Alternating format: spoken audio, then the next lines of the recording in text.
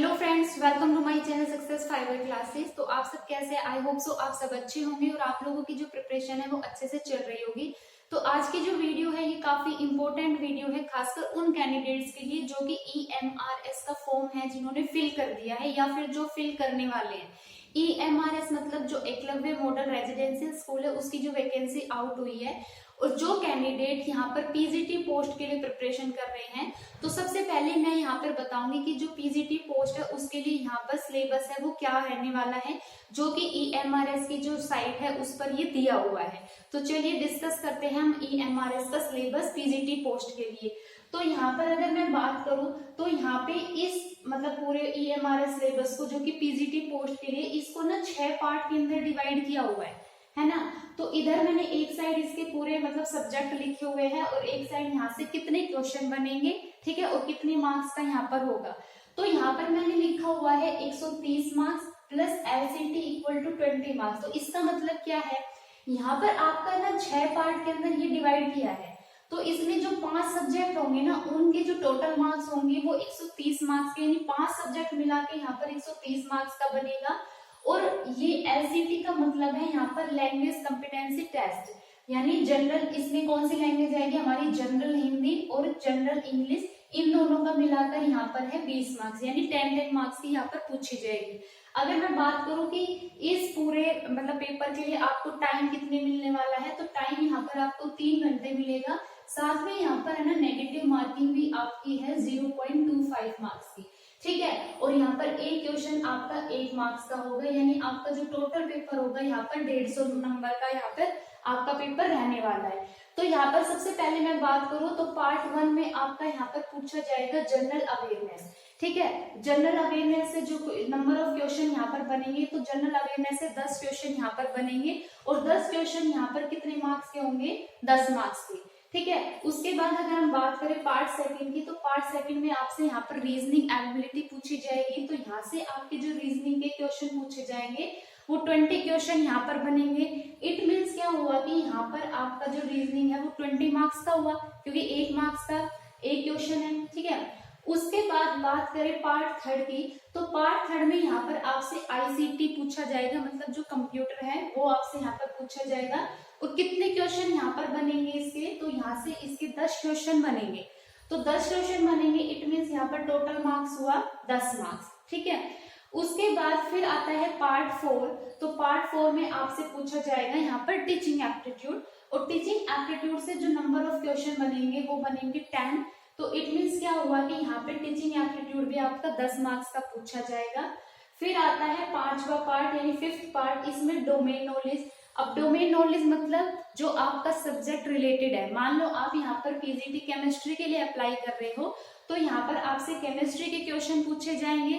साथ में यहाँ से आपका जो एक्सपेरिमेंटल एक्टिविटी जो भी पेडागोजी रिलेटेड वो क्वेश्चन पूछे जाएंगे। और साथ में NEP 2020 यानी जो अपनी नेशनल एजुकेशन पॉलिसी है 2020 उसके क्वेश्चन यहाँ से आपके पूछे जाएंगे।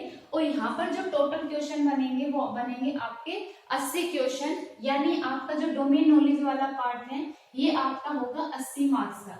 तो यहाँ से आप देख सकते हो यहाँ पर टोटल मार्क्स कितने हुए, 130 मार्क्स, यानी जो 5 पार्ट है 5 पार्ट्स आपके मिला के कितने बने, 130 मार्क्स के, ठीक है। अब बात करते हैं हम पार्ट 6 की। तो पार्ट 6 में क्या आएगा, पार्ट 6 में आपसे पूछा जाएगा लैंग्वेज कॉम्पिटेंसी टेस्ट, मतलब यहाँ पर आपसे जनरल हिंदी और जनरल इंग्लिश है उसके क्वेश्चन पूछे जाएंगे। जनरल हिंदी की बात करो तो यहाँ से भी 10 क्वेश्चन बनेंगे, ठीक है। और जनरल इंग्लिश की बात करते हैं तो यहाँ से भी 10 क्वेश्चन बनेंगे, यानी 10-10 मार्क्स के दोनों पूछे जाएंगे, यानी टोटल मार्क्स 20। तो 20 मार्क्स की यहाँ से आपसे लैंग्वेज है वो पूछी जाएगी।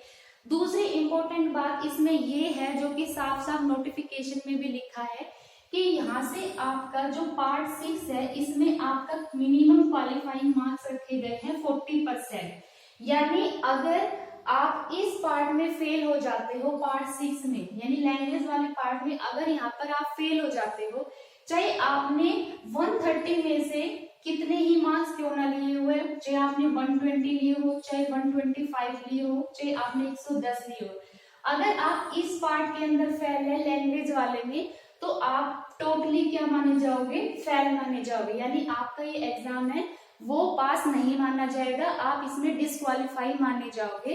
तो आपको यहाँ पर हिंदी इंग्लिश को साथ में लेकर चलना है। तो आप यहाँ से देख सकते हो कि 20 मार्क्स के हमारे दोनों हैं, ठीक है, और इसका 40% कितना होता है, यानी 8। तो यहाँ पर आपके जो मिनिमम पासिंग मार्क्स है वो 8 मार्क्स होने चाहिए, ठीक है।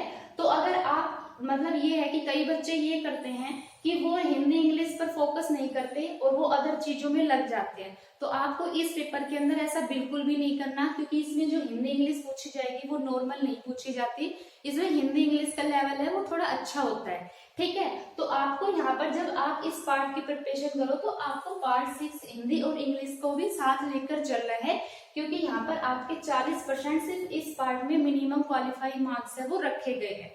तो यही है इसकी इम्पोर्टेंस जो मैं आपको बताने वाली थी कि इसमें क्या आपको प्रिपरेशन किस तरह से करनी चाहिए। तो आपको यहाँ पर हिंदी इंग्लिश पर अपनी अच्छी पकड़ बनानी है, ताकि आप इस पूरे मतलब EMRS जो PGT सेक्शन है इसको अच्छे से क्वालिफाई कर पाओ और टोटल मार्क्स इसके 150, इसमें से आप अच्छे नंबर है वो सिक्योर कर पाओ। क्यों कह रही हूँ मैं ऐसा, क्योंकि आपको भी पता है इसमें नेगेटिव मार्किंग है, ठीक है। तो हिंदी इंग्लिश को आपको इसको अच्छे से करना है ताकि आप इसमें मिनिमम पासिंग मार्क्स है वो अटेन कर सको और आप इसको एक बेहतरीन तरीके से क्वालिफाई है वो कर पाओ। तो अगर आपको मेरी वीडियो अच्छी लगी हो, आपको कुछ और पूछना हो तो आप मेरे कमेंट बॉक्स में डाल दीजिए। अगर वीडियो अच्छी लगी हो तो चैनल को ज्यादा से ज्यादा लाइक कीजिए, शेयर कीजिए, सब्सक्राइब कीजिए।